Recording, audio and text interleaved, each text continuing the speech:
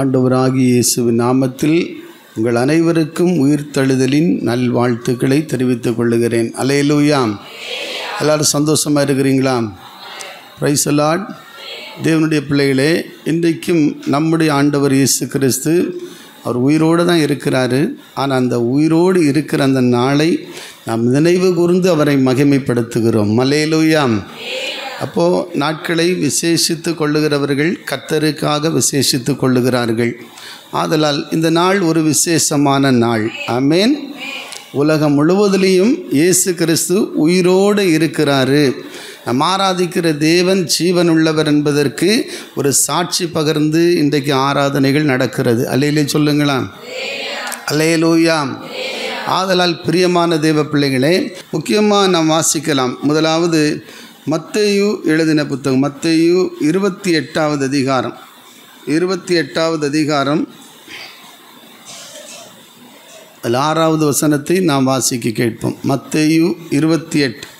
அவர் இங்கே இல்லை, தாம் சொன்னபடியே உயிர்த்தெழுந்தார். கர்த்தரை வைத்த இடத்தை வந்து பாருங்கள். ஆமென். அல்லேலூயா.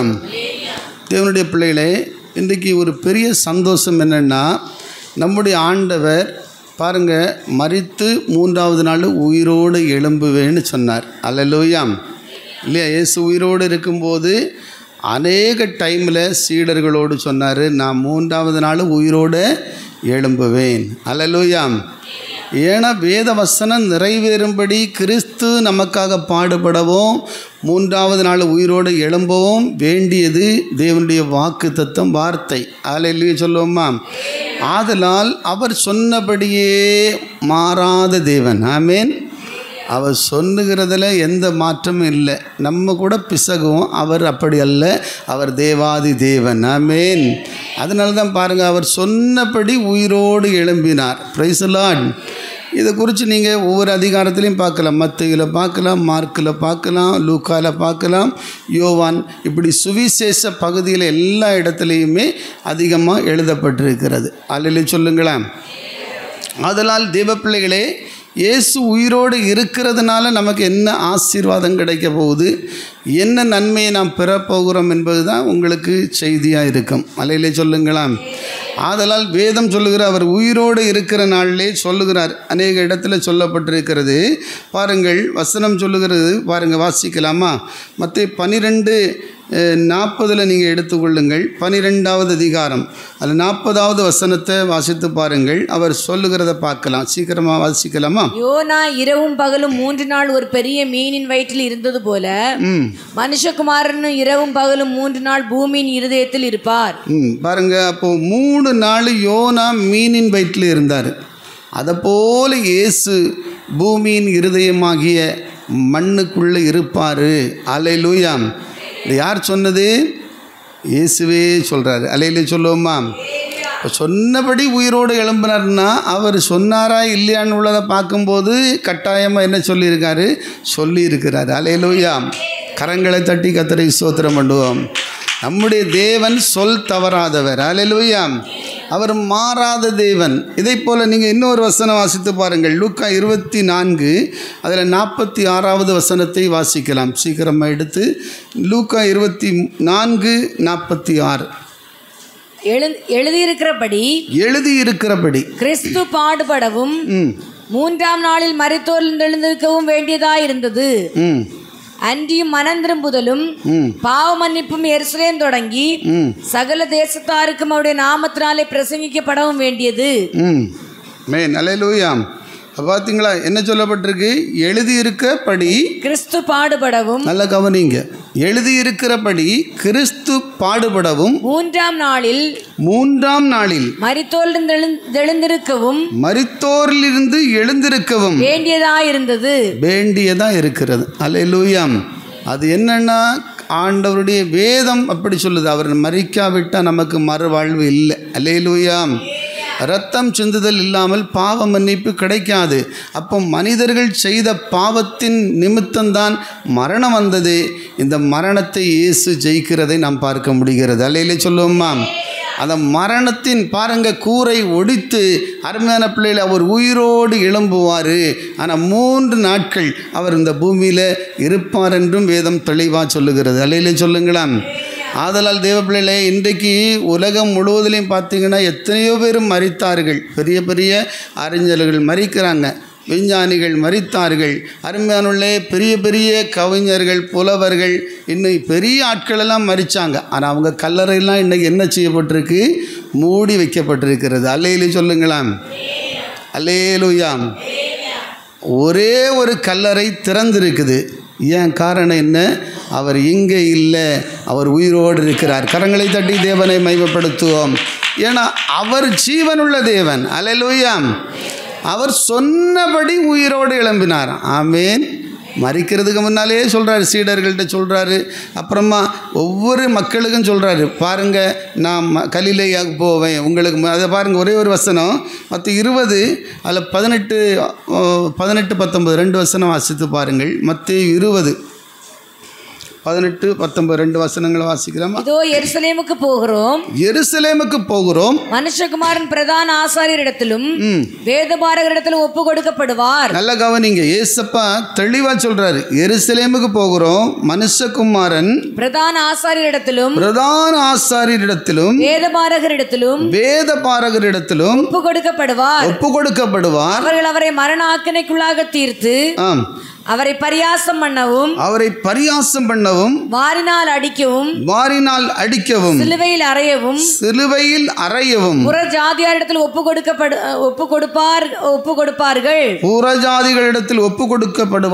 கொடுப்பார்கள். ஆகிலும் நல்ல கவனிங்க, ஆகிலும் 3ஆம் நாளிலே அவர் உயிரோடு எழுந்திருப்பார் என்று ஆண்டவர் சொன்னார். கரங்களை தட்டி தேவனை மகிமைப்படுத்துவோம். பிரியமான தேவ பிள்ளைகளே, நம்முடைய தேவன் எவ்வளவு உண்மையான தேவன். ஹல்லேலூயா. அவர் சொல்லுகிறதுபடியே நடந்தது. ஆமென். அதனால் ஏசப்பா ஜீவனை யாரோ அப்படியே பறிச்சு எடுத்துட்டாங்கன்னு கிடையாது. இது ஆண்டோடைய அனாதி தீர்மானம். அல்லேலூயா சொல்லுங்களேன். ஏன்னா அவர் மரிக்காவிட்டால், இந்த உலகத்துக்கு அவர் வராவிட்டால் நமக்கு என்ன கிடைச்சிருக்காது? மீட்பு கிடைச்சிருக்காது, ரட்சிப்பு கிடைச்சிருக்காது, சமாதானம் கிடைச்சிருக்காது, உண்மையான ஒரு விடுதலை நீங்களும் நானும் பெறவே முடியாது. அல்லேலூயா சொல்லுங்களாம். ஆதலால் தான் இயேசு கிறிஸ்து ஆதாம் ஏவாள் செய்த பாவத்தின் தண்டனை மரணம் வந்தது. அந்த மரணத்தை அவர் தம்முடைய மரணத்தினால் அதன் கூரை ஒடித்து சிலுவையில் வெற்றி சிறந்து இயேசுவின் நாமத்தில் ஜீவன் உங்களுக்கு உண்டானது. அல்லேலூயா சொல்லுவோமா? அதனால் அவர் சொன்னபடி உயிரோடு எழும்பினார். ஆமென். ஆதலால் தான் தேவனுடைய பிள்ளைகளே, இப்படிப்பட்ட தேவனுடைய சமூகத்தில் இன்னைக்கு எத்தனையோ பாருங்கள் கல்லறைகள் எல்லாம் இன்னைக்கு என்ன செய்யப்பட்டிருக்கு? மூடப்பட்டிருக்கு. எல்லாம் பெரிய பெரிய ஆட்களாக இருக்கலாம். அதே போல் எவ்வளோ பெரிய ஆட்களுடைய கல்லறைகளும் இன்னைக்கு என்ன செய்யப்பட்டிருக்கு? மூடி அதுக்கு காவல் தான் போட்டிருக்காங்க. ஆனால் இயேசுவின் கல்லறை மட்டும் திறந்து வைக்கப்பட்டிருக்கிறது. ஆமென். ஏன்னா வேதம் சொல்லுது, மகதலேனா மரியாளும் அநேக தேவனுடைய பிள்ளைகளும் அவர் மரித்த பிறகு 3ஆவது நாள் அங்கே சுகந்த வர்க்கங்கள் இடும்படியாக அவங்க கடந்து போகிறாங்க. அங்கே என்ன இல்லை? இயேசு இல்லை. ஹல்லேலூயா. அதனால் கல்லறையில் போய் அழுகிறது, கல்லறையில் போய் நீ மெழுகுத்திரி கொளுத்தினாலும் சரி, கேண்டில் ஏற்றினாலும் சரி, இல்லை ஆரத்தை கொண்டு போட்டாலும் சரி, அங்கே ஒரு உண்மையாக சொல்ல போனால் அந்த ஜீவன் அங்கே இருக்காது. ஒன்றி ஆண்டவருடைய இளைப்பாறுதல் இருக்கும், இல்லைன்னா அருமையான பிள்ளைகளே பாதாளத்தில் 2 விதமான இளைப்பாறுதல் உண்டு. வேதனைப்படுகிற ஒரு இளைப்பாறுதலுக்குள்ளே இருக்கும். மல்லையிலே சொல்லுங்களாம். அதனால் நீங்கள் கல்லறை ரொம்ப முக்கியத்துவப்படுத்தும் போது அதுக்குள்ளே வேறு விதமான ஸ்பிரிட் வந்து உங்களோடு அட்டாச் பண்ண ஆரம்பிக்கும். ஆதலால் தேவனுடைய நாமத்துக்கு மகிமையா உண்மையான ஒரு மரணம் அங்கே யாரும் அந்த ஆவி அங்கே தங்காது, கல்லறைக்குள்ளே இருக்காது. கையை தட்டி கர்த்தரை ஸ்தோத்திரம் பண்ணுவோம். வேதம் சொல்லுகிறது, ஆவி தன்னை தந்த தேவனிடத்தில் திரும்பி போகிறது. அல்லேலூயா. Praise the lord. நம்ம என்ன நினைக்கிறோம்? கல்லறைக்குள்ளே இருக்குது, வருஷம் கல்லறையை க்ளீன் பண்ணிதும் கல்லறையில் மாலை போட்டால் அங்கே வந்துடுவாங்களா? வரமாட்டாங்க. அல்லேலூயா. ஏன்னா வேதத்தின் சத்தியங்களை நாம் புரிந்து கொள்ள வேண்டும். அல்லேலூயா சொல்லுங்களாம். இயேசு உயிரோடு எழும்பினோன்னு எல்லாரும் நினச்சாங்க, இனி இவருடைய வாழ்க்கை இந்த கல்லறை தான். அல்லேலூயா. நம்ம அடிக்கடி போய் கல்லறையில் பார்த்து அழுதுட்டு வரலாம். இன்றைக்கும் அப்படி தான், சண்டை பட்டோன்னா கல்லறை ஓடுறது நிறைய பேர். அது வரலையும் கல்லறை ஞாபகம் வராது. சிலர் சும்மாயாவது போய் கல்லறையை பார்த்துட்டு வர. கல்லறை பார்க்குறது தப்பு இல்லை, அவங்கள நினைவு கூறுகிறது தப்பு இல்லை. நீ அங்கே போய் என்ன பூஜை பண்ணாலும், என்ன மாலையை போட்டாலும், என்ன ஓலையை போட்டாலும் ஒரு பிரயோஜனமும் கிடையாது. அல்லேலூயா. செத்த பிறகு பால் ஊற்றுறது என்ன, செத்த பிறகு என்ன விழா கொண்டாடுறது என்ன, செத்த பிறகு அருமையானவர்களே இன்னும் நிறைய பேர் மணிமண்டம் கட்டி வச்சா போருமா, அது 4 ஏழைகளுக்கு கொடுத்தா கூட அது ஆசீர்வாதமாக அமையும். கரங்களை தட்டி கர்த்தரை ஸ்தோத்திரம் பண்ணுவோம்மா. இருக்கும்போது உங்கள் அப்பாவையும் அம்மாவையும் நல்லா கவனிங்க. அல்லேலூயா. சகோதரங்களுக்கு உதவியாக இருங்க, குடும்பத்தை கவனிங்க, எல்லாருக்கிடத்துலையும் அன்பாக இருங்க. அதுதான் பெரிய சந்தோஷம். ஆமென். அதுக்கப்புறம் என்னதான் கொண்டாடினாலும் அதெல்லாம் வேதத்தின்படி அதுக்கு எந்த ஆதாரமும் இல்லை. அல்லேலூயா சொல்லுங்களேன். ஆரம்பமானவளை இங்கே பார்க்குறோம் பாருங்கள். ஏசப்பா கல்லறையில் போயிட்டு அவங்க அழுகிறாங்க, பார்க்குறாங்க. எப்படியாவது அவரை பார்த்து அவருடைய அந்த கல்லறையிலையாவது நம்ம போய் அந்த தரிசனம் பண்ணிட்டு வந்துடலான்னு நினச்சி தான் போனாங்க. ஆனால் அங்கே யார் இல்லை? இயேசு இல்லை. அல்லேலூயா. யார் இல்லை? இயேசு கல்லறைக்குள்ளே இல்லை, அவர் உயிரோடு இருக்கிறார். கரங்களை தட்டி ஸ்தோத்திரம் பண்ணுவோம். அருமையான தேவ பிள்ளையே, வேதம் சொல்லுகிறது, வெளிப்படுத்தலின் புத்தகம் 1வது அதிகாரம் 18வது வசனம் சொல்லுகிறது பாருங்கள். ஏன்னா அவரை மரணம் அங்கே தடுத்து நிறுத்த முடியாது. வசனம் சொல்லுகிறது, வாசிக்கலாமா? ஆம். மரித்தேன் ஆனாலும் இதோ சதா காலங்கள் உயிரோடு இருக்கிறேன். நல்ல கவனிங்க. ஆண்டவரே சொன்னார், நான் 3 நாள் கல்லறையில் இருப்பேன். அல்லேலூயா. ஆனால் 3வது நாள் உயிரோடு எழும்புவேன் என்று அவர் உயிரோடு இருக்கும் பொழுதே சொன்னார். அல்லேலூயா. ஆனால் நம்ம ஆட்களும் நிறைய பேர் சொல்லியிருக்காங்க, நான் உயிரோடு இருப்பேன், என்னை அடக்கம் பண்ணிடாதுங்க, எல்லாரும் வச்சு எனக்கு ஒரே சிலவங்க ப்ரேயர் பண்ணுங்கன்னு சொல்லுவாங்க, சிலர் ஒரே பூஜை பண்ணுங்கன்னு சொல்லுவாங்க, நான் உயிரோடு எழும்புவேன்னு சொல்லுவாங்க.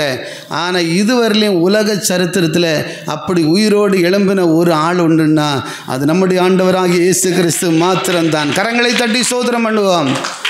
சில இடத்துலலாம் 3 நாள் 4 நாளெல்லாம் பாடி வச்சுருந்தாங்க. பாடி வச்சுட்டு அங்கே உயிர் வரான்னு போராடிட்டே இருந்தாங்க. கடைசியில் உயிர் வரல, ஸ்மெல் தான் வந்துச்சு. அப்புறம் போலீஸ் வந்துச்சு, எல்லாத்தையும் அடித்து வரட்டு, என்ன நீங்கள் இடத்தெல்லாம் நாசம் பண்ணுறீங்களா, என்ன நினச்சிருக்கிறீங்கன்னு சொல்லி துரத்தி அடித்தாங்க. அல்லேலூயா.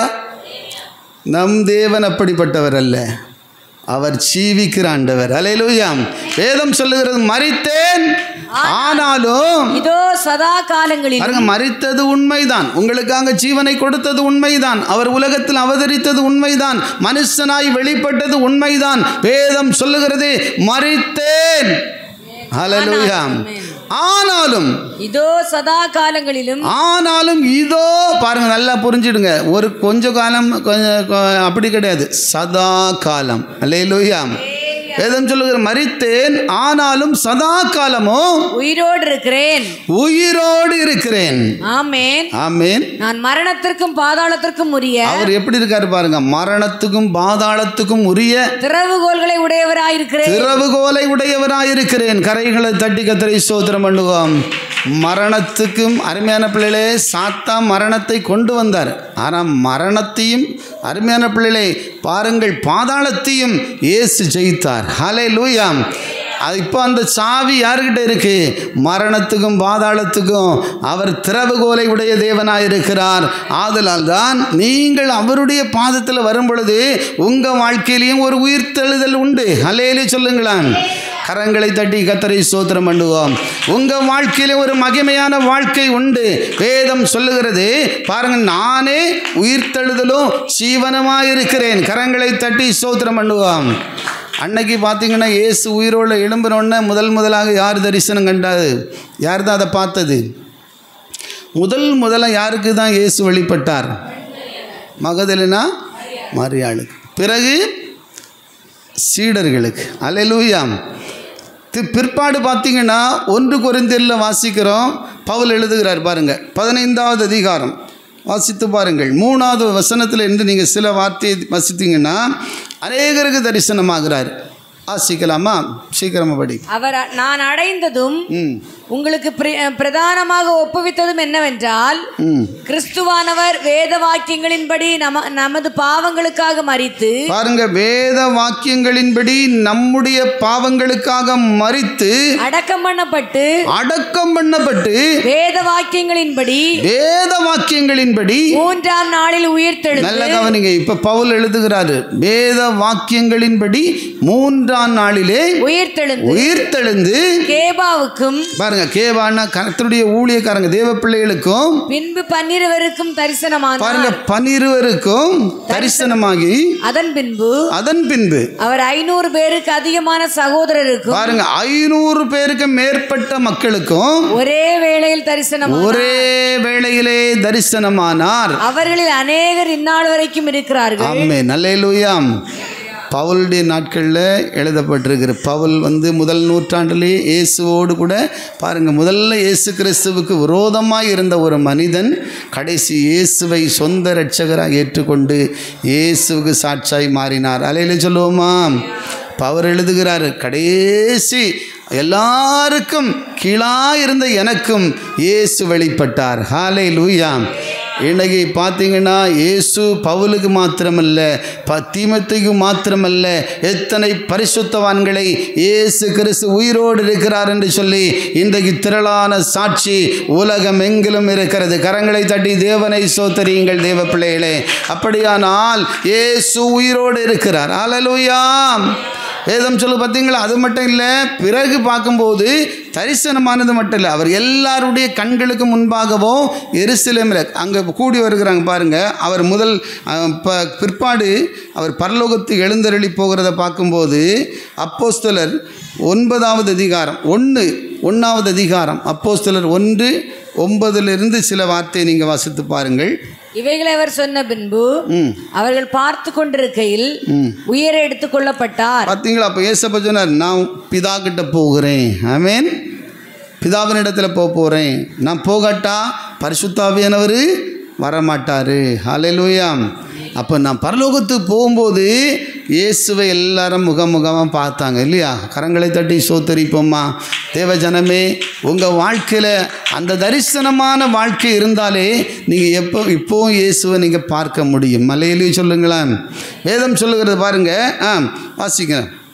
இவைகளை அவர் சொன்ன பின்பு அவர்கள் பார்த்து கொண்டிருக்கையில் உயிரை எடுத்துக் கொள்ளப்பட்டார். கண்களுக்கு மறைவாக ஒரு மேகம் அவரை எடுத்துக்கொண்டது. பாத்தீங்களா? அவர்கள் கண்களுக்கு பாருங்க மறைவாக ஒரு மேகம் அவரை எடுத்துக்கொண்டது. அவர் போகிற போது அவர்கள் வானத்தை அண்ணாந்து பார்த்து கொண்டு எல்லாரும் அந்த எருசலேம் மக்கள் அவர் இயேசு கிறிஸ்து மரித்து உயிரோடு எழும்பி பரலோகம் போகும்போது வானத்தை அண்ணாந்து பார்த்து கொண்டிருந்தார்கள். இதோ வெண்மையான வஸ்திரம் தரித்தவர்கள், பாருங்க, அவர் போன பிறகு 2 வெண்மையான வஸ்திரம் தரித்தவர்கள் 2 பேர் அவர்கள் அருகே நின்று, 2 பேர் இயேசப்பா பரலோகத்து ஏறி போகும்போது 2 பேர் அவருக்கு பக்கத்தில் நின்று என்ன சொல்றாங்க? கலிலேயராகிய மனுஷரே, நீங்கள் ஏன் வானத்தை அண்ணாந்து பார்த்து கொண்டிருக்கிறீர்கள்? உங்களிடத்திலிருந்து வானத்துக்கு எடுத்துக்கொள்ள, நல்ல கவனிங்க, உங்களிடத்திலிருந்து வானத்திற்கு எடுத்துக்கொள்ளப்பட்ட இந்த இயேசுவானவர் எப்படி உங்கள் கண்களுக்கு முன்பாக எழுந்து வானத்துக்கு எழுந்தருளி போனாரோ, நல்லா கவனிங்க, எப்படி உங்க கண்களுக்கு முன்னால இருந்து வானத்துக்கு எழுந்தருளி போனாரோ அப்படியே மறுபடியும் வரப்போகிறார். எத்தனை பேர் கைகளை தட்டி ஆண்டவரை ஸ்தோத்திரம் பண்ணுவோமா? தேவ ஜனமே, இயேசு கிறிஸ்து இனி மீண்டும் வரப்போகிறார். அல்லேலூயா சொல்லுவோமா? அவர் உயிரோடு எழுந்தது உண்மை, பரலோகத்துக்கு போனது உண்மை, பிதாவின் வலது பாரிசத்தில் இருக்கிறது உண்மை. மீண்டும் இயேசு சீக்கிரமாக இந்த உலகத்திற்கு வரப்போகிறார், நியாய தீர்ப்பு வழங்க போகிறார். கரங்களை தட்டி ஸ்தோத்திரிப்போமா? ஆதலால் தான் அவருடைய வருகைக்கு முன்பாக ஒவ்வொரு மக்களும் மனம் திரும்ப வேண்டும், ஒவ்வொரு மக்களும் ரட்சிக்கப்பட வேண்டும், ஒவ்வொரு மக்களும் இயேசு கிறிஸ்துவை சொந்த இரட்சகராய் ஏற்றுக்கொள்ள வேண்டும். மலையிலே சொல்லுங்களேன். ஆதலால் தான் தேவனுடைய பிள்ளைகளே, நம்முடைய தேவன் உயிரோடு இருக்கிறார். யோபு சொல்றாரு பாருங்க, யோபு 19வது அதிகாரம் 25வது வசனம் சொல்கிறது, என் மீட்பர் உயிரோடு இருக்கிறார். பாருங்க, அவர் பழைய ஏற்பாட்டிலே சொல்றாரு பாருங்க, தரிசனத்தோடு. ஆமென்.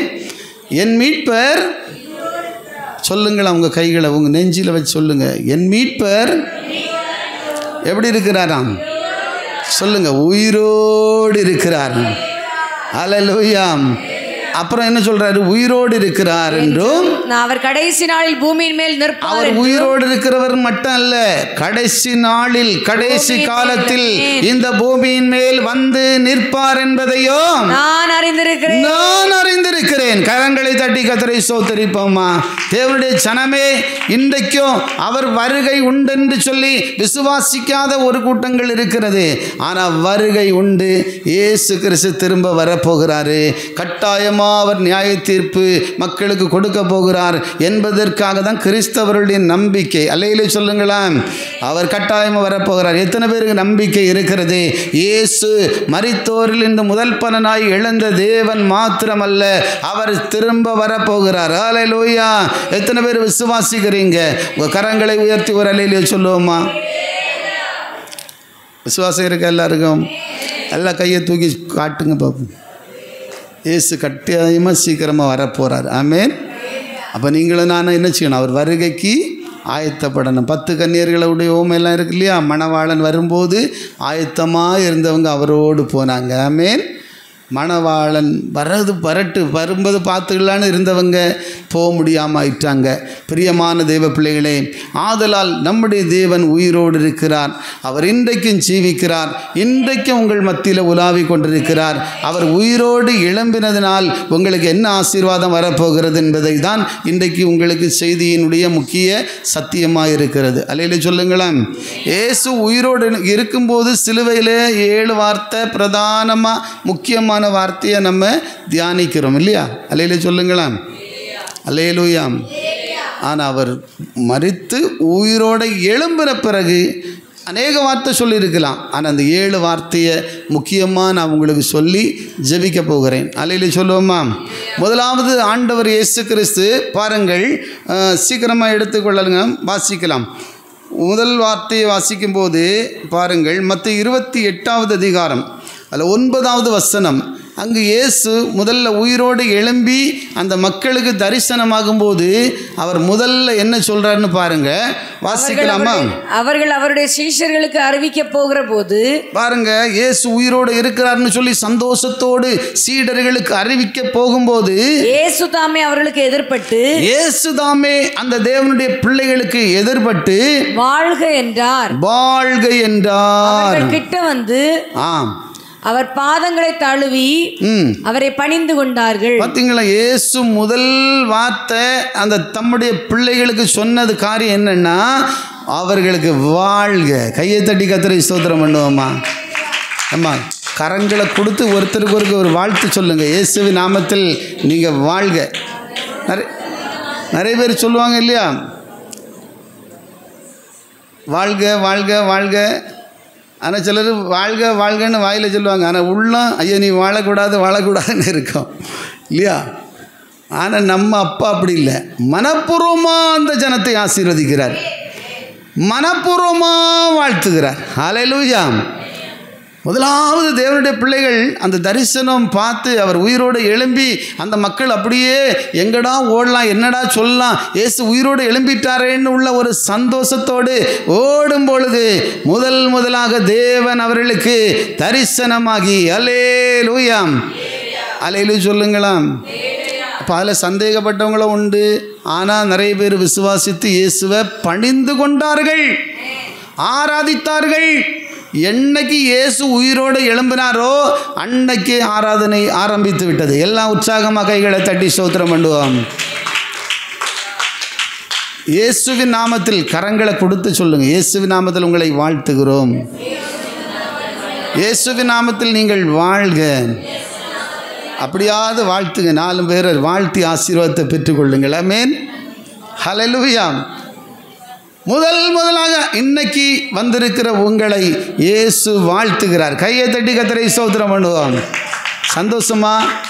நான் சொல்லலைங்க, தேவ பிள்ளைகளுக்கு ஆண்டவர் சொன்ன காரியம் முதலாக ஆண்டவர் தரிசனமாகி சொல்லுகிறாரு. அவர்களை பாருங்க என்ன சொல்லி வாழ்த்துகிறார். இந்த வார்த்தையை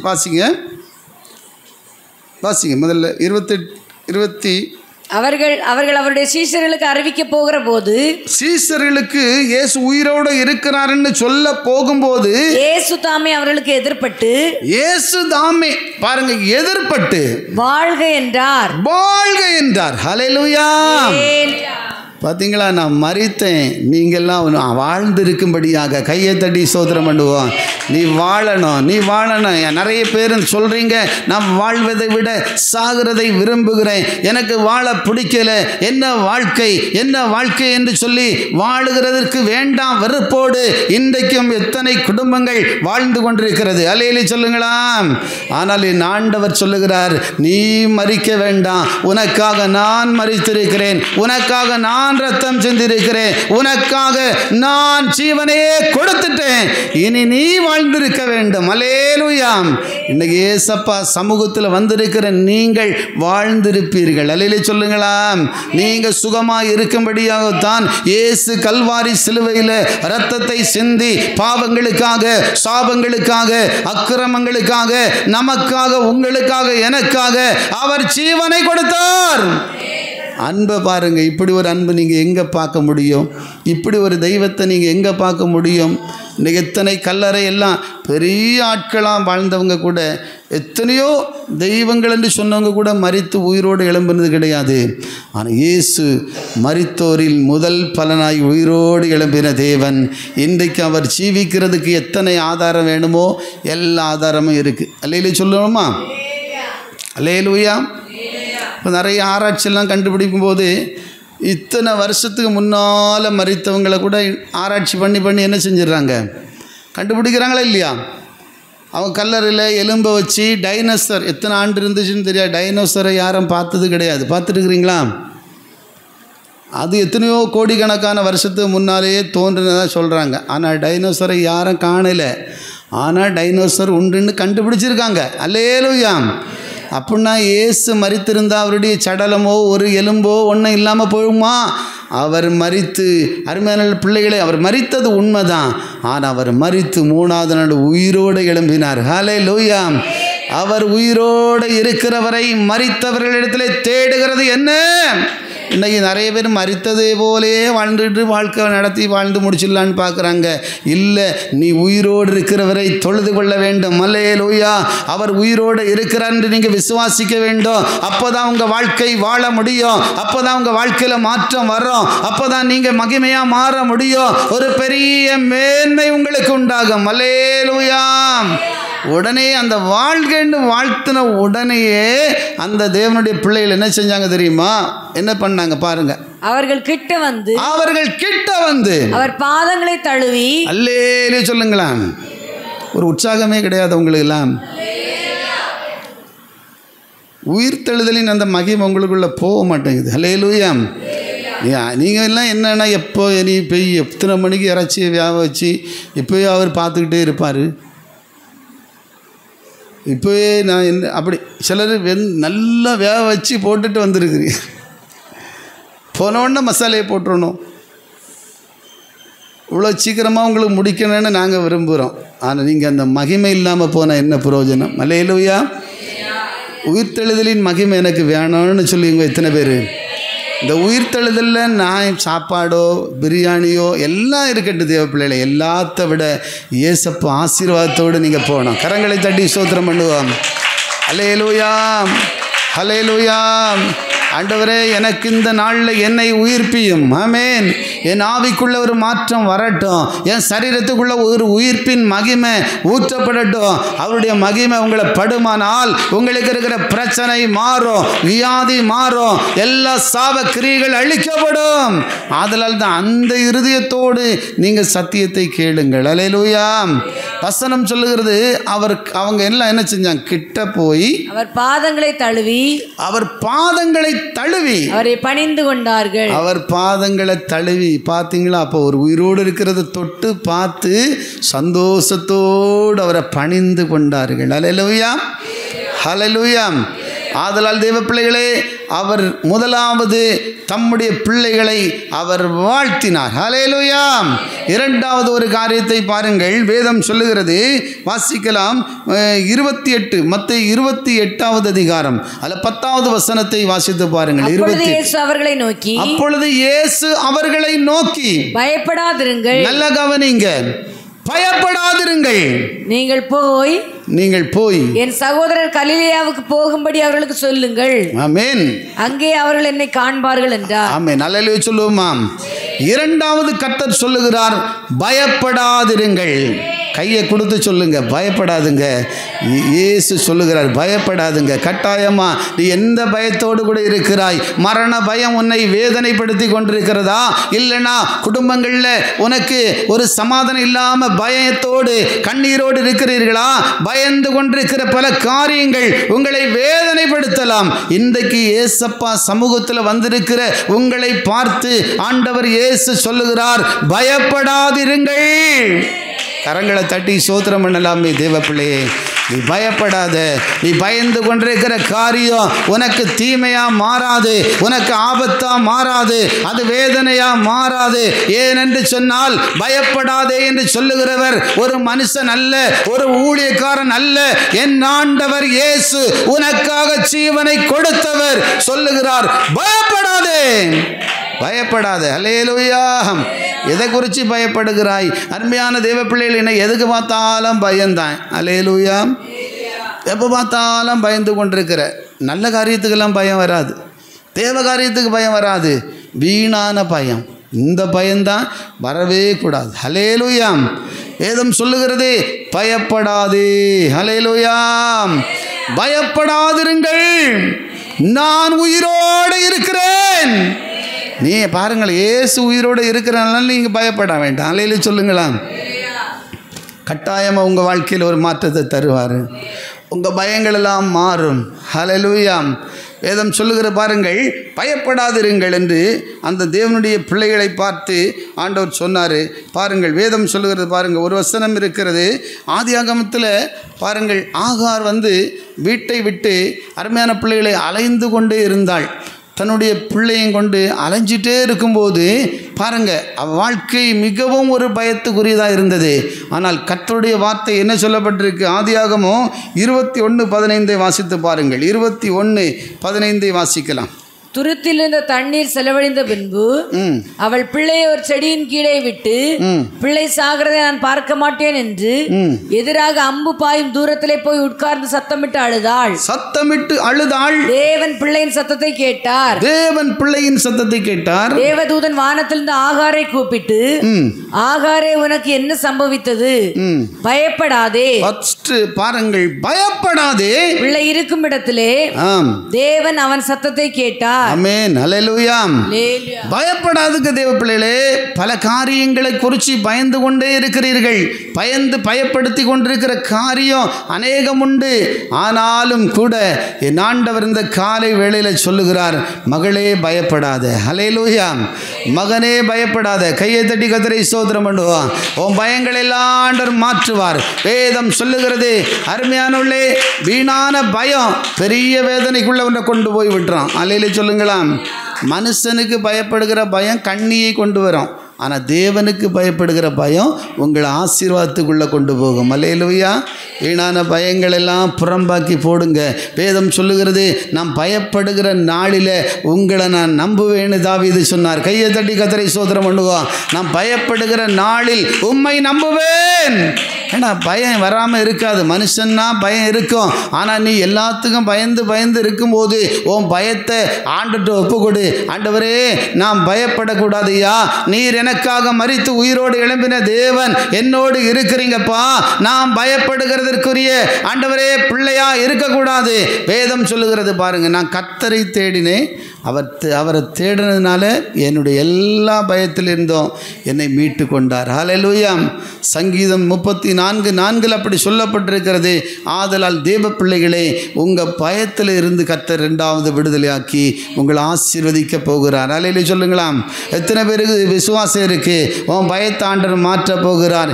ஏசாயா 41:10 சொல்லுகிறது, பயப்படாதே. ஹல்லேலூயா. வேதம் முழுவதும் பார்த்தீங்கன்னா பயப்படாதே பயப்படாதே என்று சொல்லி அநேக ஆசீர்வாதமான வார்த்தை உண்டு. ஆமென். ஏன்னா இன்னைக்கு பயம் ஒரு மனுஷனுடைய வாழ்க்கையை அழித்து போடுகிறது. அதனால தான் வீணான பயங்கள் எல்லாம் தள்ளி கர்த்தருக்கு பயப்படுங்க, சத்தியத்தில் நடங்க. ஆனால் வீண் பயங்களை கர்த்தர் உங்களை விட்டு எடுத்து போட்டு உங்களை ஆசீர்வதிக்க விரும்புகிறார். 3வது ஒரு காரியத்தை நான் வாசிக்கலாம் தேவ பிள்ளைகளே. லூக்கா 24வது அதிகாரம் அதில் வாசிக்கலாம். 38வது வசனத்தை வாசிப்போம். லூக்கா 24:38 வாசி. எல்லாரும் வசனத்தை எடுத்துக்கொள்ளுங்க. அவர் அவர்களை நோக்கி, நீங்கள் ஏன் கலங்குகிறீர்கள்? ஏன் கலங்குகிறீர்கள்? உங்கள் இருதயங்களில் சந்தேகங்கள் எழும்புகிறது என்ன? பாருங்களா, இப்போ நிறைய பேர் இப்போ இயேசு உயிரோடு எழும்பின பிறகும் அவங்களுக்குள்ள ஒரு பக்கம் சந்தோஷம், அல்லேலூயா, இன்னொரு பக்கம் சந்தேகம், ஹல்லேலூயா.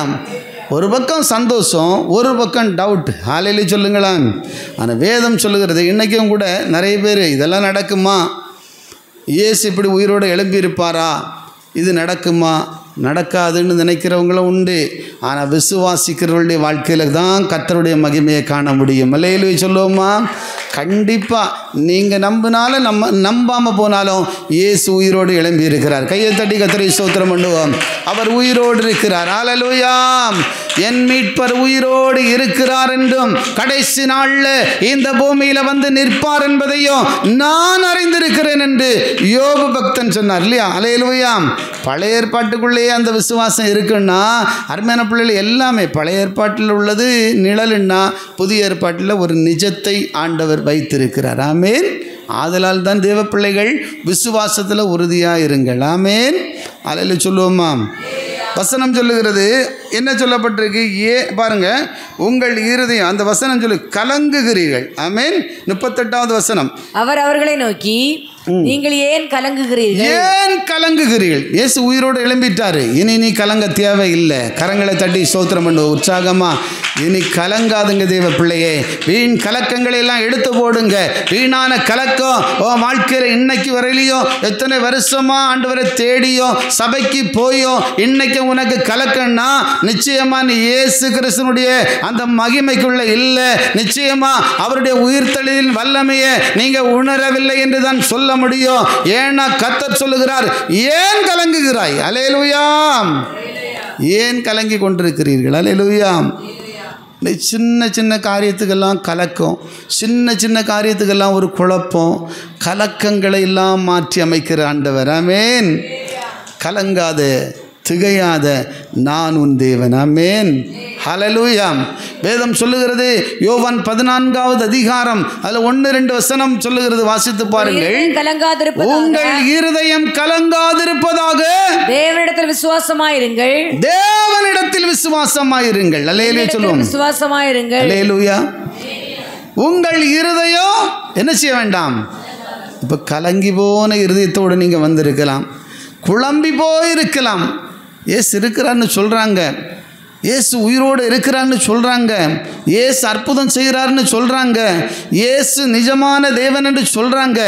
ஆனாலும் நான் கலக்கத்தோடு இருக்கிறேனே, என் வாழ்க்கையில் இருக்கிற கலக்கம் மாறுமா? என் வாழ்க்கையில் இருக்கிற வேதனை மாறுமா? என் அன்பு தேவ பிள்ளையே, தேவ சமூகத்தில் வந்திருக்கிற உன்னுடைய கலக்கத்தை என் இயேசு மாற்ற வல்லவர். கையை தட்டி கர்த்தரை ஸ்தோத்திரம் பண்ணுவோம். விசுவாசிக்கிறவர்களுடைய வாழ்க்கையில் கலக்கம் மாறும், ஒரு அமைதி உண்டாகும், எல்லா குழப்பங்களும் நீங்கி உங்கள் வாழ்க்கையில் இருக்கிற எல்லா கலக்கங்களும் இயேசு நாமத்தில் மாறி போகும். ஏன்னா ஆண்டவர் கேட்குறாரு, ஏன் கலங்குகிறாய்? ஆமென். ஏன் கலங்கிட்டு இருக்கிறீங்க? நான் தான் உயிரோடு இருக்கிறேனே. Praise the lord. ஹல்லேலூயா. நிறைய பேர் பார்த்தீங்கன்னா இப்போ ஒரு ரொம்ப கலக்கத்தோடு இருக்கும்போது ஒரு பெரிய ஆள் ஏன் கலங்குறீங்க? நான் இருக்கிறேன். இப்போ பணக்கலக்கன்னு வச்சுடுங்க, பண பிரச்சனை, ரொம்ப கலங்கிட்டே இருக்கிறீங்கன்னு வச்சுடுங்க. இப்போ ஒரு பெரிய ஒரு கோடீஸ்வரர் சொல்கிறார், மோளே மகளே ஏன் கலங்குற, நான் இருக்கிறேன். எத்தனை கோடி வேணும் அப்படின்னா கலக்கம் இருக்குமா? எத்தனை கோடி வேணும்னா இது என்னடா நமக்கு 1000 கூட தாரதுக்கு ஆள் இல்லை, கோடி வேணுமான்னு கேட்குறாரு. அப்போ இவர் எவ்வளோ பெரியவர். ஹல்லேலூயா ஹல்லேலூயா. கையை தூக்கி ஒரு அல்லையிலே சொல்லுங்களாம் பார்க்கலாம், கையை அசைத்து ஒரு அல்லையிலே சொல்லுங்களாம் பார்க்கலாம். பார்த்தீங்களா? அப்போ ஒரு கோடீஸ்வரர் கேட்டால் ஆமாம் அவர் கொடுப்பாருன்னு நீங்கள் நம்புறீங்க. ஆனால் யார் இந்த கலங்காதன்னு சொன்ன தேவன் யார்? சாதாரணமானவர் அல்ல, மரணத்தை வென்றவர், உலகத்தை ஜெயித்தவர், சாத்தானை காலின் கீழ் மிதித்தவர். இன்றைக்கும் அவர் சர்வ வல்லமை உள்ள தேவனாக பரலோகத்தில் பிதாவின் வலது பாரிசத்தில் விட்டிருக்கிற தேவனாக உனக்காக அவர் இறங்கி வந்து இந்த பாடெல்லாம் ஏற்றுக்கொண்டார். அல்லேலூயா. அவர் கேட்குறாரு, அவர் சொல்கிறாரு கலங்காதன்னா கலங்கிட்டு தான் இருப்பேன், குழம்பாதன்னா குழம்பிட்டு தான் இருப்பேன், பயப்படாதன்னா பயந்துட்டு தான் இருப்பேன். அப்படி சொன்னால் அப்போ எப்படி கர்த்தர் கிரியை செய்வார்? பயப்பட மாட்டேன்னு அறிக்கை செய். ஏசப்பா நீர் என்னோடு இருக்கிற வரையிலையும் எனக்கு இருக்கிற எல்லா பயங்களையும் நீர் மாற்றி போட வல்லவர். ஹல்லேலூயா. என் கலக்கங்களை மாற்ற உம்மால முடியும். ஹல்லேலூயா. அவர் உங்களை வாழ்த்த விரும்புகிறார், உங்கள் கண்ணீர்களை துடைக்க விரும்புகிறார், உங்களுடைய பயங்களை நீக்க விரும்புகிறார். வேதம் சொல்லுகிறது, பயப்படாத நான் உன்னோடு இருக்கிறேன். ஆமென். நான் மோசையோடு இருந்த தேவன், ஜோசுவாவோடு இருந்த தேவன் இன்றைக்கு உங்களோடு கூட இருக்கிறேன். பயப்படாதுங்க, உனக்காக நான் எல்லாவற்றையும் செய்ய என்னால் முடியும் என்று சொல்லி ஆண்டவர் இயேசு சொல்லி இருக்கிறார். அல்லேலூயா. ஆதலால் தேவ பிள்ளைகளே, 3வது காரியம் என்னன்னா, பயப்படாதுங்கள். ஆமென். அதனால் 4 ஒரு காரியத்தை வாசிக்கும்போது பாருங்கள், லூக்கா 4வது பார்க்கும்போது 24:36 சீக்கிரமாக எடுத்துக்கொள்ளுங்க.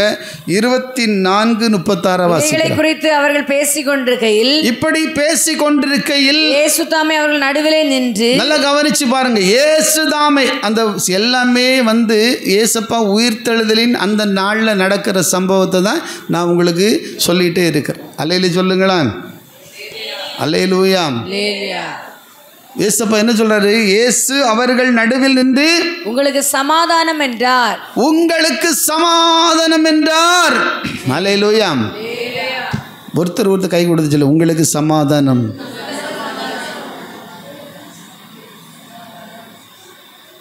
நம்ம வந்து முன்னாலெல்லாம் ஒருவருக்கு ஒருவர் சமாதானத்தை அறிவித்துக் கொள்வோம்னு சொன்னோன்னே சமாதானம் வெளியே வந்து சண்டை தான். அது என்னத்து சொல்கிறேன்னு நமக்கும் தெரியாது. அல்லேலூயா. அப்படி இல்லை, உண்மையாக உணர்ந்து சொன்னால் உங்கள் வீட்டில் சமாதானத்தை கர்த்தர் தருவார். அல்லேலூயா. பைபிள் சொல்லுது, ஒரு வீட்டுக்குள்ளே போன உடனேயே என்ன சொல்லணுமா? அந்த வீட்டுக்கு என்ன சொல்லணும்? இந்த வீட்டிற்கு சமாதானம் உண்டாக கடவது. அல்லேலூயா. அப்படியானா சமாதானத்தின் பாத்திரர்கள் அங்கே இருந்தால் நீங்கள் கூறின சமாதானம் கட்டாயமாக அங்கே தங்கும். அல்லேலூயா. ஆனால் சமாதானத்துக்கு பாத்திரம் இல்லாமல் அங்கே சண்டை போட்டுகிட்டே இருந்தால் நீ எத்தனை சமாதானம் கூறினாலும் அந்த சமாதானம் அந்த வீட்டில் தங்காது, அதுவும் பின்னாலேயே வந்துடும். கையை தட்டி கர்த்தரை ஸ்தோத்திரம் பண்ணுவோம். ஆனால் தேவ பிள்ளைகளே, ஆண்டவர் இயேசு கிறிஸ்து சொல்லுகிறார், அங்கு ஒரே பிரச்சனை. அல்லேலூயா சொல்லுவோமா? ஒருத்தர் சொல்லியாங்க இயேசுவை நான் பார்த்தேன்னு, ஒருத்தர் சொல்ல இயேசு இங்கே வந்தாருன்றாங்க, ஒருத்தர் சொல்லியாங்க இயேசு பயப்படாதுன்னு சொன்னார், இயேசு எங்களை வாழ்த்திட்டு போனாருன்னு சொல்கிறாங்க. அன்னைக்கு ஃபுல்லாக ஒரே கலக்கம். அல்லேலூயா. ஒரே குழப்பம். ஆனால் எல்லா கலக்கத்தையும் ஆண்டவர் மாற்றினார், எல்லா குழப்பத்தையும் தேவன் மாற்றினார், எல்லா பயங்களையும் இயேசு புறம்பாக்கினார். மட்டுமல்ல, இந்த இடத்துல பார்க்கும் பொழுது அருமையான தேவ பிள்ளைகளே, அவங்களுக்கு ஒரே குழம்பி சமாதானமே இல்லை, ஒவ்வொரு உள்ளமும் அப்படியே கலங்கிட்டே இருக்கு. அந்த டைமில் தான் ஆண்டவர் இயேசு அந்த இடத்துல இறங்கி வருகிறார். அல்லேலூயா. இறங்கி வந்து ஏன்னா ரொம்ப குழம்பிட்டாங்க, சமாதானமே இல்லை. எல்லாருக்கும் உண்மையா பொய்யா, இது உண்மைதானா, நடந்தது உண்மைதானா, இது காரியம் என்ன, ஒவ்வொன்றும் ஒவ்வொரு விதத்தில் யோசிக்கிறாங்க. அப்போதான் ஆண்டவர் சொன்னார், உங்களுக்கு சமாதானம். அல்லேலூயா. இயேசு சமாதானம்னு சொன்ன கட்டாயமா சமாதானம் உண்டாகும். அருமையான பிள்ளைகளே, ஏன்னா அவர் சமாதான பிரபு. ஏசாயா 9:6 சொல்லப்பட்டிருக்கிறது, நமக்கு ஒரு பாலகன் பிறப்பார். பாருங்க, அவர் எப்படி இருப்பார்னு சொல்லப்பட்டிருக்குன்னா, அவர் சமாதான பிரபுவாக இருப்பார் என்று சொல்லப்பட்டிருக்கிறது. வாசிக்கும் போது வாசிக்கலாமா? ஏசாயா 9:6 வாசித்து ஒரு பாலகன் பிறந்தார், நமக்கு ஒரு குமாரன் கொடுக்கப்பட்டார், கர்த்தத்துவம் அவர் தோளின் மேல் இருக்கும், அவர் நாமம் அதிசயமானவர், ஆலோசனை கர்த்தா, வல்லமை உள்ள தேவன், நித்திய பிதா, சமாதான பிரபு என்னப்படும். ஏசப்பா நாமத்தில் முக்கியமான ஒரு நாமம் எல்லாம் பாருங்க, அதில் எத்தனை விதமான பேர் இருக்கு பாருங்க. எல்லாம் ஒரே நாமந்தான், ஒரே பேர் தான், ஒரே காரியம்தான். ஆனால் இவ்வளோ காரியத்தை அவர் செய்கிறார். ஆனால் வல்லமை உள்ள தேவன், சமாதான பிரபு, சமாதான பிரபு. ஹல்லேலூயா. பிரின்ஸ் ஆஃப் பீஸ்ன்னு சொல்கிறாங்க இல்லையா, சமாதானத்தின் அரசர். ஹல்லேலூயா. சமாதானத்தின் தேவன் சீக்கிரமாக சாத்தானை உங்கள் காலின் கீழ் மிதித்து போடுவார் என்று வேதம் சொல்லுகிறது. ஹல்லேலூயா சொல்லுங்களேன். வேதம் சொல்லுகிற, உலகம் கொடுக்கிற சமாதானத்தை நான் கொடுக்க வரவில்லை. ஹல்லேலூயா சொல்லுங்களேன்.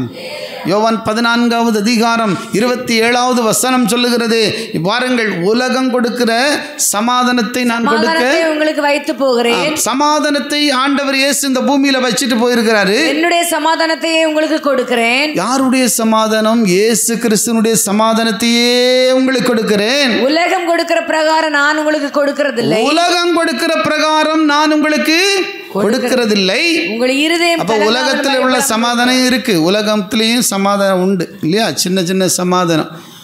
சிலருக்கு பாருங்க, உலகத்தில் உள்ள சமாதானத்தையே தேடிட்டு இருப்பாங்க. ஆனால் உண்மையான சமாதானம், உண்மையான சந்தோஷம், உண்மையான விடுதலையை காண முடியாது. அல்லேலூயா சொல்லுங்களா. அல்லேலூயா.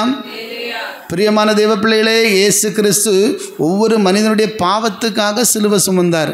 ஒவ்வொரு மனிதனுடைய பாவத்துக்காக தான் அவர் ரத்தம் எல்லாம் சிந்தப்பட்டது இல்லையா? அல்லேலூயா. மரித்து உயிரோடு எழும்பினார். இன்றைக்கி நம்மெல்லாம் அவருடைய அந்த மரணத்தை நினைவு கூர்ந்து அவர் உயிரோடு இருக்கிறார் என்பதை அறிக்கை செய்யும்படியாக ஓடி வந்திருக்கிறோம். அல்லேலூயா சொல்லுங்களா. ஆனால் இன்றைக்கி பார்த்திங்கன்னா நிறைய பேர் என்ன தெரியுமா, இயேசு உயிரோடு எழும்பிட்டா இன்றைக்கி நிறைய பேர் பாவம் செய்ய ஒப்பு கொடுப்பாங்க.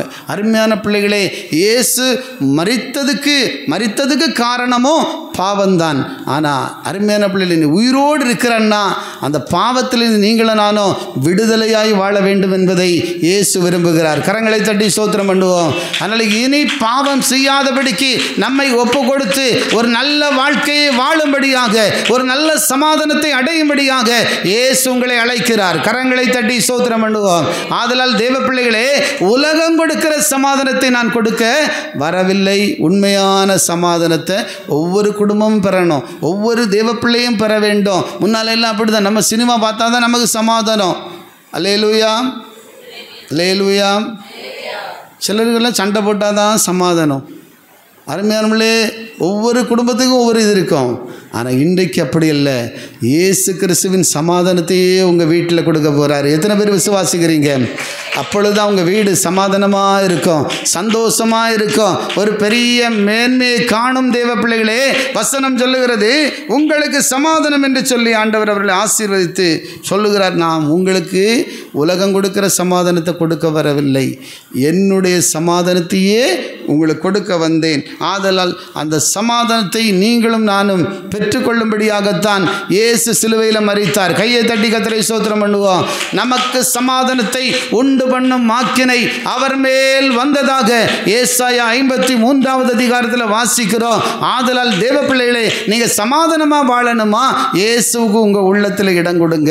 கட்டாயமாக உங்கள் குடும்பத்தில் ஒரு சமாதானம் உண்டாகும், உங்கள் இருதயத்துக்குள்ள ஒரு சமாதானம் உண்டாகும். எல்லாத்துலேயும் நீங்கள் மகிமையாக மாற ஆண்டவர் உங்களுக்கு உதவி செய்வார். தேவ பிள்ளைகளே, மாத்திரமல்ல, சீக்கிரமாக வாசிக்கலாமா? அது மட்டுமல்ல, 5வது ஒரு காரியத்தை நீங்கள் வாசித்து பாருங்க. வசனம் சொல்லுகிறது, யோவான் 20வது அதிகாரம், அதில் 15வது வசனத்தை நீங்கள் சீக்கிரமாக படிங்க. 15. இயேசு அவளை பார்த்து, ஸ்திரீயே, ஏன் அழுகிறாய்? ஸ்திரீயே, ஏன் அழுகிறாய்? யாரை தேடுகிறாய் என்றார். அல்லேலூயா. இந்த அம்மா மகதலேனா மரியாள் யாரை தேடுறாங்க? இயேசுவை பார்க்கணும். அல்லேலூயா. கல்லறையில் இருக்கு. பார்த்தா கல்லறையில் யார் இல்லை? இயேசு இல்லை. அப்போ அழுதுகிட்டே நிற்கிறாங்க. அல்லேலூயா சொல்லுங்களேன். அது பாருங்கள், 11வது வசனத்தை நீங்கள் படிச்சிங்கன்னா தெரியும். அதே 20வது அதிகாரத்தில் 11வது வசனத்தை படி. மரியாள் கல்லறையின் அருகே வெளியே நின்று அழுது கொண்டிருந்தாள். கல்லறையின் அருகே வெளியே நின்று அழுது கொண்டிருந்தாள். அப்படி அழுது கொண்டிருக்கையில், நல்ல கவனிங்க, அப்படி அழுது கொண்டிருக்கையில் அவள் குனிந்து கல்லறைக்குள்ளே பார்த்து, இயேசுவின் சரீரம் வைக்கப்பட்ட இடத்திலே வெள்ளுடை தரித்தவர்களாய் 2 தூதர்கள் தலைமாட்டில் ஒருவனும் கால் மாட்டில் ஒருவனுமாய் உட்கார்ந்து இருக்கிறதை கண்டாள். பார்த்தீங்களா? அப்ப கல்லறையின் அருகுல நின்று மரியாள், மகதலேனா மரியாள் அழுது கொண்டே இருக்கிறாள். அல்லேலூயா. எப்படியாவது இயேசுவை பார்க்க வேண்டும். இயேசு அங்க பார்த்தா இயேசுவை காணல. ஆனால் 2 தூதர்களை காண்கின்றாள். அல்லேலூயா. அந்த தூதர்கள் பாருங்கள், அவளுக்கு என்ன சொல்லியும் அவள் ஆறுதல் அடையல. இது திரும்பவும் வேதனையோடு அவள் சொல்கிறா, ஐயோ யாராவது இந்த இயேசுவை எடுத்தது உண்டானா அவர் எங்களுக்கு கொடுங்கய்யா. ஐயோ நாங்கள் அவரை பார்க்கணுமே, அவருக்கு சுகந்த வர்க்கங்கள் இட வேண்டுமே, அவருக்கு நாங்கள் ஏதாவது செய்ய வேண்டுமே. அப்படி சொல்லி கல்லறைக்கு வந்தா இயேசுவை பார்க்க முடியலையேன்னு சொல்லி கண்ணீரோடு கதறி அழுது கொண்டே இருக்கிறாள் இந்த மரியாள். அல்லேலூயா சொல்லுங்களாமா. எல்லா கரங்களை உயர்த்தி ஒரு அல்லேலூயா சொல்லுவோம் அம்மா. அல்லேலூயா, அல்லேலூயா. ஆதலால் தேவப்பிள்ளையே, நீங்கள் அழுகிறது யாருக்கும் தெரியாதுன்னு நினைக்காதுங்க. உங்கள் வீட்டுக்காரருக்கு தெரியுமோ இல்லையோ, உங்கள் மனைவிக்கு தெரியுமோ இல்லையோ, உங்கள் பிள்ளைகளுக்கு தெரியுதோ இல்லையோ, என் அன்பு தகப்பன் இயேசு உன்னுடைய அழுகையை கூட பார்க்கிறார். கையை தட்டி கர்த்தரை ஸ்தோத்திரம் பண்ணுவான். அருமையான பிள்ளையே, கல்லறையின் அருகில் நின்று அழுது கொண்டிருந்த மரியாளை இயேசு கண்டார். ஒரு ஆமேன்னு சொல்லக்கூடாதா? என்ன உங்கள் வீட்டில் வந்து எல்லா இறைச்சியும் தூக்கிட்டு வரலான்னு நினைக்கிறேன். இதுதான் பிரச்சனை போல இருக்கு. அல்லேலூயா. நாங்கள் தின்னாச்சே, காலையில் ஒரு முடிச்சிருக்கிறாரு. Price Lord. அல்லேலூயா. ஆண்டவர் உங்களை வாழ்த்துகிறார் இன்னைக்கு. அல்லேலூயா. ஆண்டவர் உங்கள் கலக்கத்தையெல்லாம் தீர்க்க விரும்புகிறார். அல்லேலூயா. ஆண்டவர் சொல்லார், உங்களுக்கு சமாதானத்தை கொடுக்க விரும்புகிறாரு. ஏசப்பட்ட வந்தவங்க கண்ணீரை துடைக்க விரும்புகிறாரு. ஸ்திரீயே, ஏன் அழுது கொண்டிருக்கிறாய்? உனக்கு என்ன பிரச்சனை? உனக்கு என்ன வியாதி? உனக்கு என்ன கடன் பாரம்? எதற்காக நீ அழுது கொண்டிருக்கிறாய் என்பதை என் இயேசு காண்கின்றார். அல்லேலூயா. அவருக்கு தெரியாம ஒன்று நடக்காது. ஆமென். வசனம் சொல்லுகிற பாருங்க, அழுது கொண்டிருக்கிற அந்த மகளை பார்த்து, மகளை பாருங்க, அந்த வசனம் சொல்லுகிறது. வசனம் வாசித்து பாருங்க. ஏசவளை பார்த்து, ஸ்திரீயே ஏன் அழுகிறாய்? இப்போ ஸ்திரீயே ஏன் அழுகிறாய்? அல்லேலூயா. ஏன் அழுகிறீர்கள்? இன்னைக்கு தேவ பிள்ளையே, உன் அழுகையை மாற்றி, உன் புலம்பலை மாற்றி, உனக்கு ஒரு ஆனந்த களிப்பை இயேசு கொடுக்க விரும்புகிறார். எத்தனை பேருக்கு நம்பிக்கை உண்டு? ஏசப்பாட்ட வந்த உங்கள் கண்ணீரை துடைக்க இயேசுவால முடியும். அருமையான பிள்ளையே, எசேக்கியால் ராஜா அழுத போது அவர் கண்ணீரை துடைத்து அவருக்கு வாழ்க்கையில் ஒரு அற்புதத்தை செய்த ஆண்டவர். அல்லேலூயா. லூக்கா 7வது அதிகாரம் அதில் 13வது வசனத்தை வாசித்து பார்த்தீங்கன்னா, ஒரு தாய் தன்னுடைய குமாரன் மரித்து போன போது அழுது கொண்டே வந்தாளாம். அல்லேலூயா.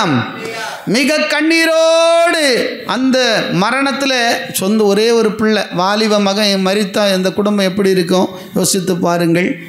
வாலிப பிள்ளை மரித்து போனான். அப்போ அந்த தாய் அழுகிறாங்க. பாருங்க, அந்த வசனம் சொல்லுகிறது. 13வது வசனத்தை வாசித்து பாருங்க.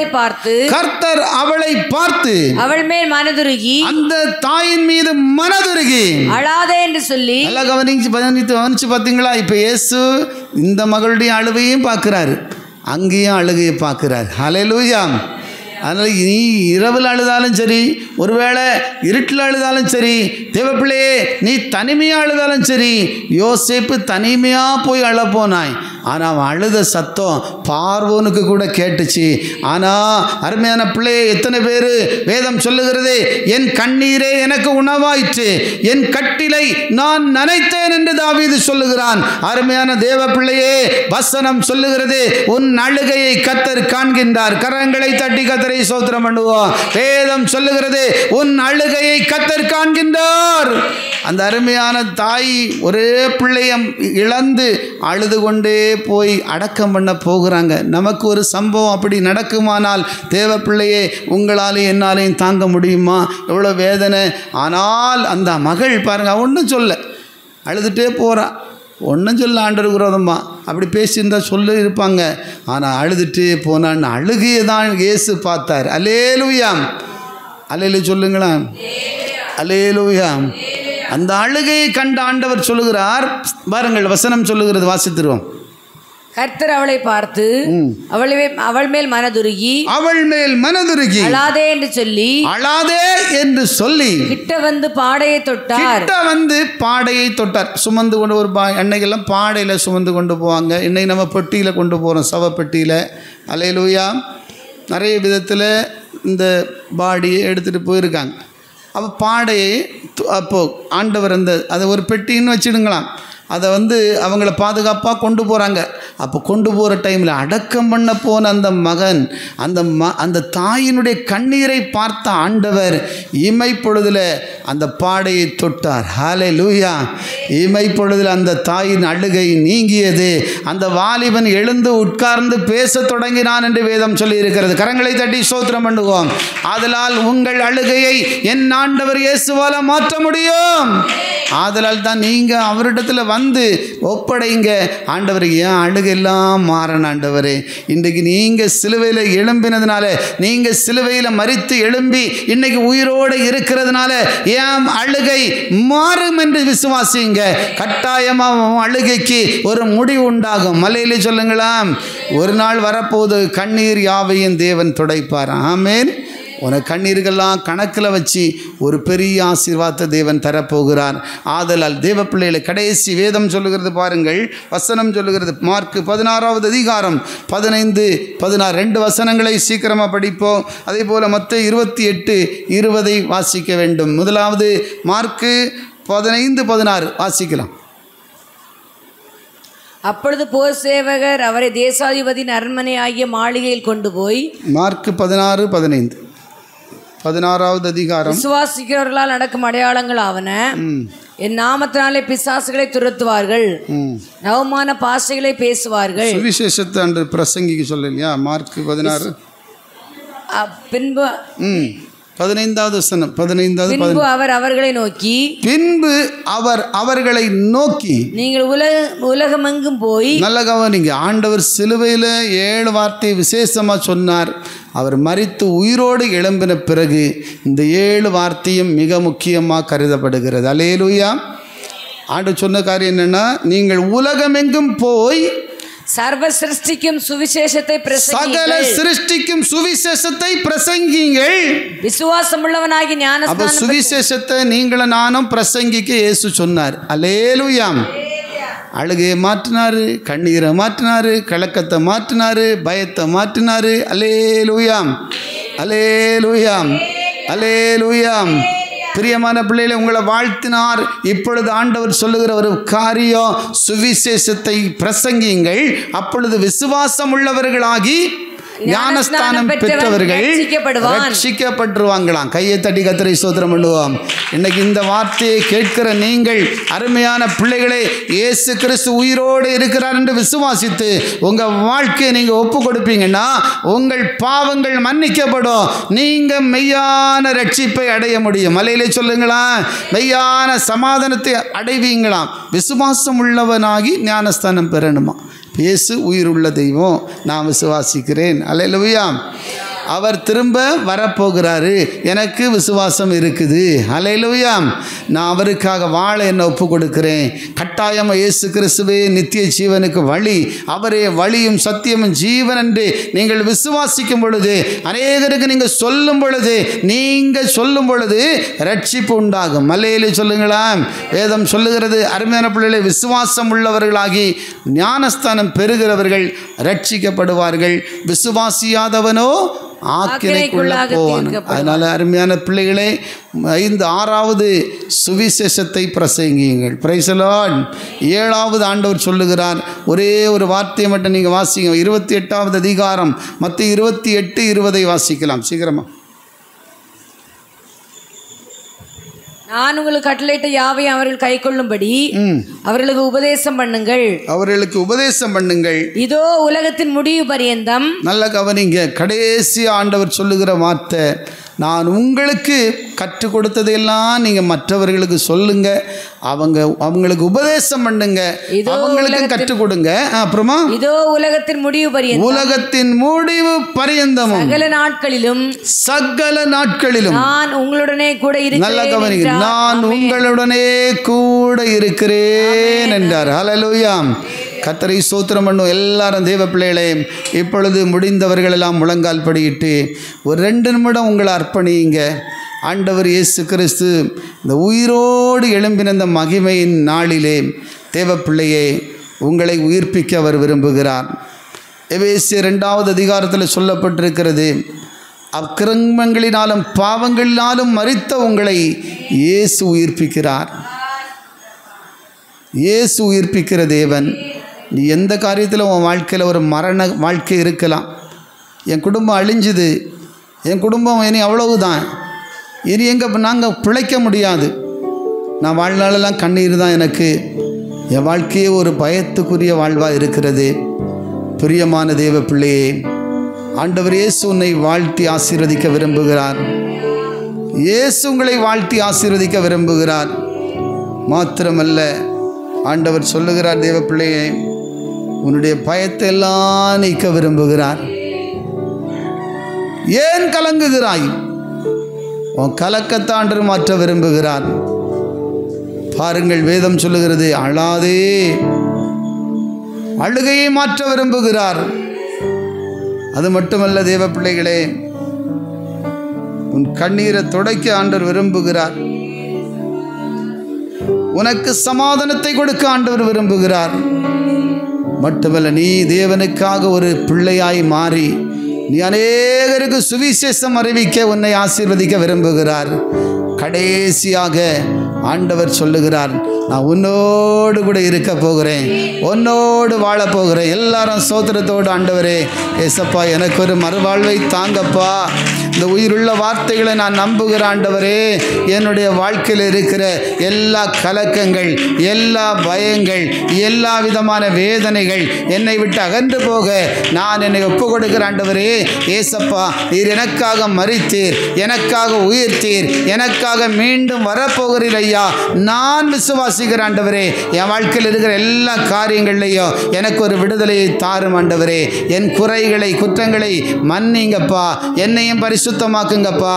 விசுவாசம் உள்ளவனாகி இயேசு கிறிஸ்துவை ஏற்றுக்கொண்டு விசுவாசம் உள்ளவர்களாய் ஒப்பு கொடுக்கிற பிள்ளைகள் ரட்சிக்கப்பட்டு அவர்கள் ஞானஸ்தானம் பெற்று அவர்களுடைய வாழ்க்கை தேவ ராஜ்யத்துக்குரியதாய் மாறிவிடும். அந்தபடியே உன் பிள்ளைகள் எல்லாரையும் ஆசீர்வதிங்க ஆண்டவரே.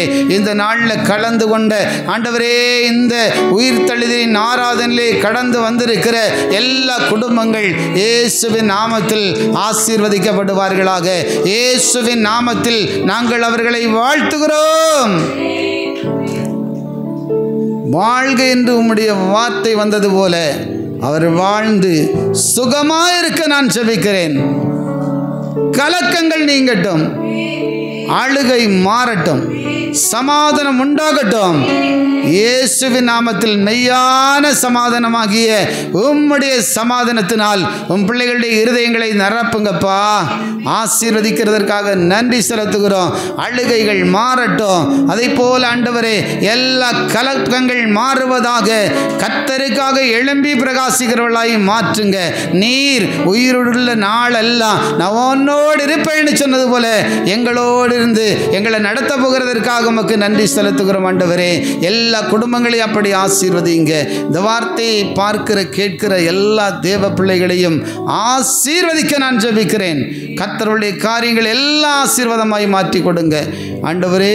இந்த நாளில் உங்கள் சமூகத்தில் வந்த எல்லா பிள்ளைகளுடைய வாழ்க்கையிலையும் இருக்கிற துக்கம் சந்தோஷமாய் மாறட்டும், விடுதலையாய் மாறட்டும். கர்த்தர் அப்படியே செய்து கொண்டிருக்கிறதற்காக உமக்கு நன்றி செலுத்துகிறோம். கரங்களை தட்டி தேவனுக்கு மகிமை செலுத்துவோம். இயேசுவின் நாமத்தில் பிள்ளைகள் எல்லாரையும் ஆசீர்வதித்து ஒப்புக் கொடுக்கிறேன். கர்த்தாவே, உங்கள் கரத்தின் வல்லமை ஒவ்வொருவரையும் தொடுவதாக. என் ஆண்டவர் அப்படி செய்து விட்டதற்காக உமக்கு நன்றி செலுத்துகிறோம். எல்லா துதிகன மகிமை உமக்கு ஒருவருக்கே நாங்கள் செலுத்துகிறோம். எங்கள் மீட்பரும் இரட்சகருமாயிருக்கிறதான எங்கள் இயேசுவின் நாமத்தில் கேட்கிறோம் நல்ல பிதாவே, ஆமேன். என் ஆத்துமாவே கர்த்தரை ஸ்தோத்திரி, என் முழுவலுமே பரிசுத்த நாமத்தை ஸ்தோத்திரி. என் ஆத்துமாவே கர்த்தரை ஸ்தோத்திரி, கர்த்தர் செய்த சகல உபகாரங்களையும் மறவாதே. ஆமேன். அல்லேலூயா. நம்முடைய கர்த்தராகிய இயேசு கிறிஸ்துவின் கிருபையும் பிதாவாகிய தேவனுடைய அன்பும் பரிசுத்த ஆவியின் அந்யோனி ஐக்கியமும் என்றும் என்றும் சதா காலங்களிலும் நம் அனைவரோடு கூட இருப்பதாக. ஆமேன். அல்லேலூயா.